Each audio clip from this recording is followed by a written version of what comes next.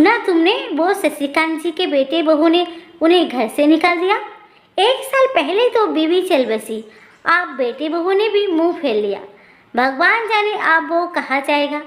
चिंतित स्वर में आदेश जी ने पत्नी रमा से कहा, बात अब साफ हो गई है कि जो अपने माँ बाप का दिल दुखाता है भगवान उन्हें सजा देते हैं, और आप शशिकांत जी वही कष्ट भोगेंगे जो उन्होंने अपने माता पिता को दिया था।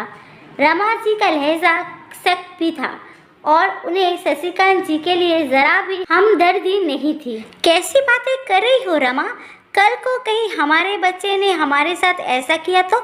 नहीं नहीं, हम ऐसा कुछ नहीं होने देंगे। सुनो, एक बार इंसानियत के नाते शशिकांत जी को घर बुलाकर चाय नाश्ता करवा दो। वो सुबह से चुपचाप अपने घर के बाहर बैठे कुछ बुदबुदा रहे हैं। पड़ोसी होने के नाते हम इतना तो कर ही सकते हैं। आदेश जी की भावनाओं को समझते हुए रमा जी ने हामी भर दी। आदेश जी शशिकांत जी का हाथ पकड़कर घर ले आए। उनका उतरा चेहरा, माथे पर परेशानी की लकीरें साफ दिख रही थी। ये लो शशिकांत, पानी पी लो। रमा हमारे लिए चाय नाश्ता की व्यवस्था कर रही है, थोड़ा खा लो, फिर मुझे बताओ तुम इतने परेशान क्यों हो।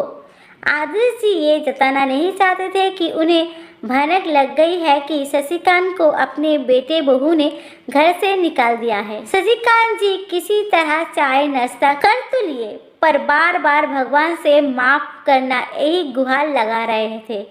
क्या हुआ है शशिकांत, तुम सुबह से परेशान दिख रहे हो, घर के अंदर भी नहीं जा रहे हो, बाहर बैठकर क्या बरबरा रहे हो। आदेश जी ने प्यार से उनके कंधे पर हाथ रखते हुए पूछा। शशिकांत जी जो 15 साल से आदेश जी के पड़ोसी रहे हैं, आते जाते बातचीत भी होती रहती थी। ऐसे में उन्हें इस हाल में देख उनसे रहा नहीं गया। आदेश जी, विमला के जाने के बाद समझ आ रहा है कभी भी अपने माता पिता का दिल नहीं दुखाना चाहिए था। बूझे मन से शशिकांत जी ने कहा, हाँ भाई, ये बात तो 100% सही है, पर अब अचानक ऐसा क्या हो गया जो तुम घर नहीं जा रहे हैं? आदेश जी ने पूछा। क्या बताऊँ आदेश, जैसी करनी वैसी ही भरनी का फल मिल रहा है। ब्याह के बाद विमला के अकर स्वभाव ने घर में कलह करना शुरू कर दिया। उसे मेरे माता पिता के लिए कोई भी काम करना पसंद नहीं था। अपने मायके में कभी कोई काम नहीं की, ऐसा बस उसका हर दिन का रोना रहता। सब कामों के लिए सहायिका रख लो, पर मेरी आर्थिक स्थिति ऐसी नहीं थी और ना माँ बापूजी की इन सब का वहन करने में सक्षम थे। माँ को तो रसोई खुद करना पसंद था। वो विमला से कहा करती थी, चलो बहू, मिलकर बना लेंगे, तुम बात बात पर नाराज होकर कमरे में बंद मत रहा करो, ये हमारा घर है, हम अच्छे से मिलकर सब ठीक कर सकते हैं। पर विमला माँ को ही कहती, आपको पसंद है तो कीजिए, पर मुझसे 4 लोगों को खाना नहीं बनेगा। कोई दिनों तक माँ ने ही हम सबका खाना बनाया।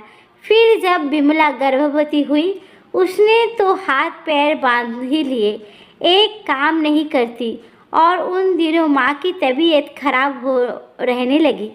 मैं परेशान हो इन सब में पिसने लगा। विमला पर गुस्सा करता तो वो 4 बात सुना देती। इन सब का गुस्सा मैं माँ पर निकालने लगा। ये सब देखकर पिताजी ने कहा, ये हर दिन का झगड़ा बर्दाश्त नहीं हो रहा। सबकी बीवी अपना घर संभालती है, पर हमारी बहू के नखरे कम ही नहीं होते।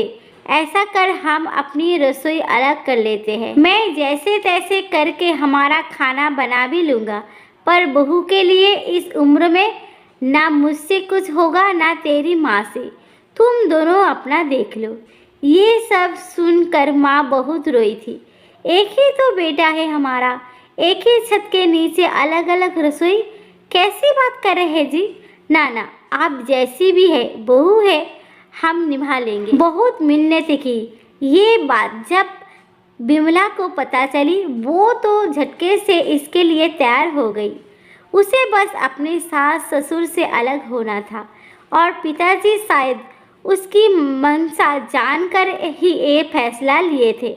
अब बिमला और ज़्यादा मनमानी करने लगी थी। खाने पीने का परहेज नहीं करती थी। महीने भी नहीं हुए थे कि एक दिन अचानक उसका गर्भपात हो गया। माँ ने तब उसका बहुत ध्यान रखा। वक्त पर माँ ही खाना बनाकर खिलाया करती थी। फिर भी बिमला की जरा सा भी एहसास नहीं हुआ कि वो उसके लिए क्या कुछ कर रही है। एक दिन मैंने बिमला से कहा, हम पहले की तरह साथ में रहते हैं, एक ही छत के नीचे, ये अलग रसोई का क्या मतलब?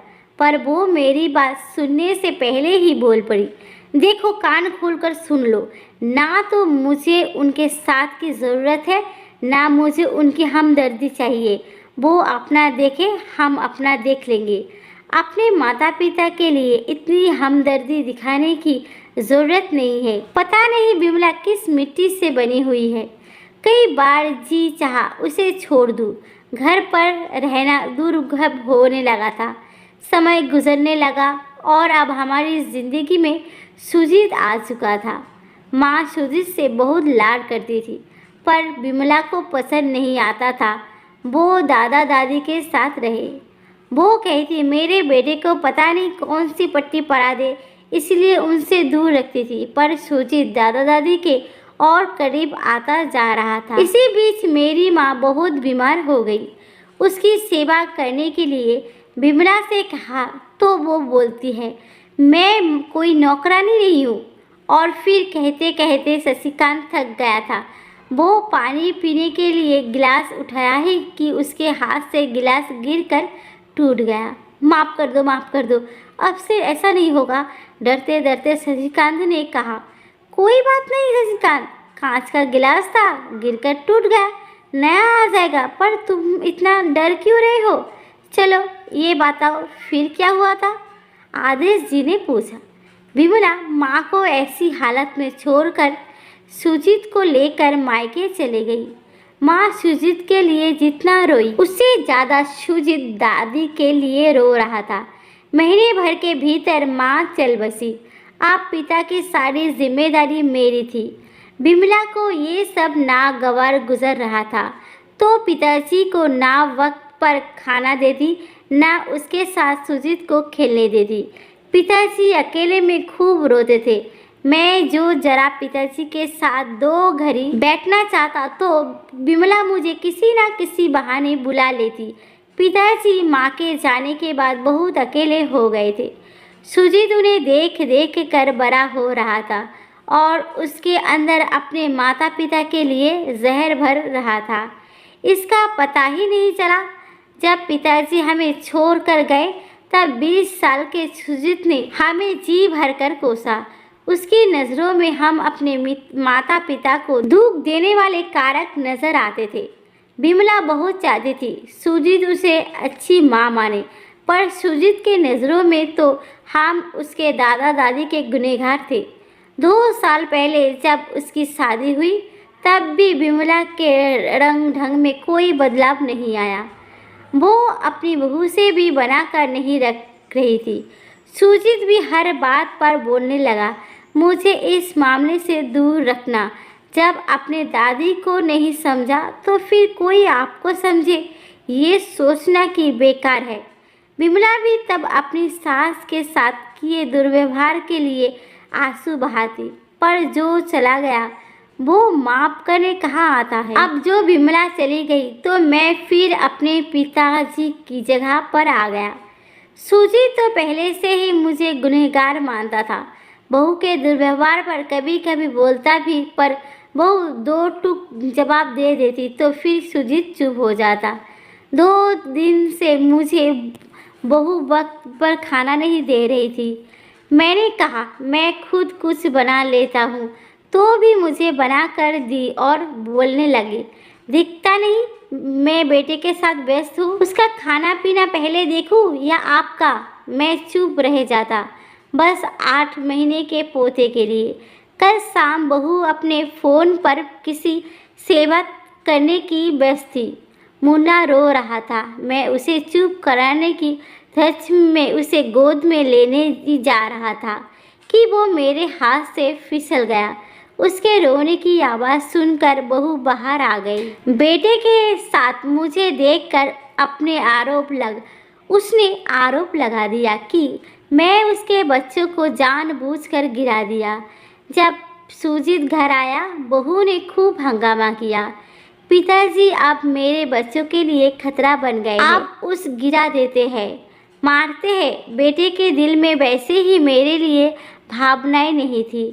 उसने भी कहना शुरू कर दिया, जो अपने माता पिता का नहीं हुआ वो मेरा और मेरे बच्चों का सगा क्या होगा। अच्छा होगा आप यहाँ से चले जाए। वैसे भी इस किराए के घर में आखिर हम कब तक रहेंगे। हम कुछ दिनों बाद कहीं और रहने जा रहे हैं।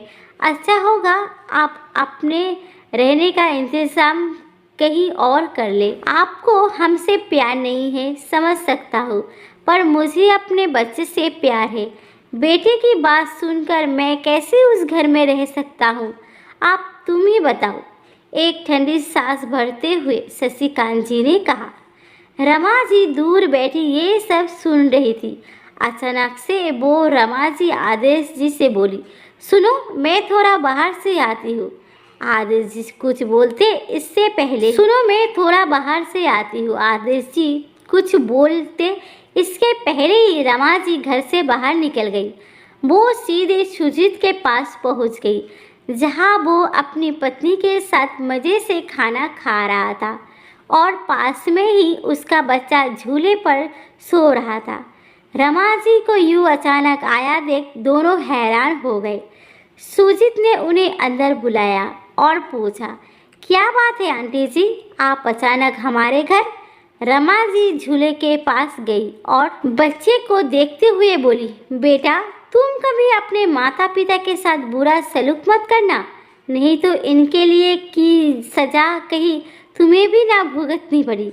ये कहकर वो उनके घर से जाने लगी तो सुजीत ने उन्हें रोकते हुए पूछा, ये आप क्या कह रही है आंटी, हमारे बच्चे को ये सब क्यों बोल रही है। बेटा शायद तुम सुन नहीं पाओगे, पर क्या जो शशिकांत जी ने किया वैसा ही तुम्हें भी उनके साथ करना ज़रूरी है। एक बार ठंडे दिल से सोचना, माना उन्होंने बहुत गलतियाँ की, पर क्या तुम दोनों उनके साथ सही कर रहे हो। माता पिता का दिल दुखाकर भला कौन सुखी रह पाया है।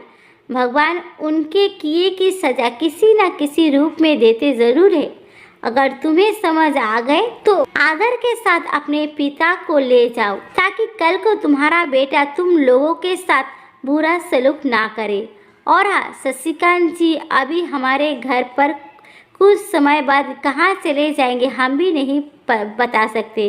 कहकर रमा जी अपने घर आ गई और चलती करने लगी। उन्हें लग रहा था शायद सुजीत समझ जाए और अपने पिता को अपने साथ ले जाए, पर 1 घंटा गुजर गया, वो नहीं आया। शशिकांत जी भी अब जाने के लिए निकलने ही वाले थे कि दरवाजे की घंटी बजी। रमा जी लपक कर दरवाजे की ओर बढ़ी। सामने सुजीत खड़ा था। वो सिर झुकाए अंदर आया, पिता के पास जाकर बोला, घर चलिए पापा, जो हुआ उसके लिए हमें माफ़ कर दीजिए। ये सुनते ही शशिकांत जी बेटे के गले लगते हुए बोले, बेटा मुझे भी माफ़ कर दो। तेरे दादा दादी से तो माफ़ी नहीं मांग सकता, पर तू मुझे माफ़ कर देगा तो समझ जाऊंगा मेरे माता पिता ने भी मुझे माफ़ कर दिया। बाप बेटे गिले शिकवे करते हुए घर की ओर बढ़ गए, जहां सुजीत की पत्नी दोनों का इंतज़ार कर रही थी। एक बार वो ससुर को देखती, दूसरी बार बेटे को, और उसे भी समझ आ रहा था वो जैसा व्यवहार करेगी वैसा ही लौटकर उसके पास आएगा। इसीलिए अब से ससुर का सम्मान करेगी, ताकि उसके बच्चे को अच्छे संस्कार दे सके। दोस्तों आज की मेरी छोटी सी कहानी आप सभी को पसंद आई हो तो लाइक करें, कमेंट करें और मेरे चैनल को सब्सक्राइब करना ना भूलिए। देखने के लिए दिल से धन्यवाद।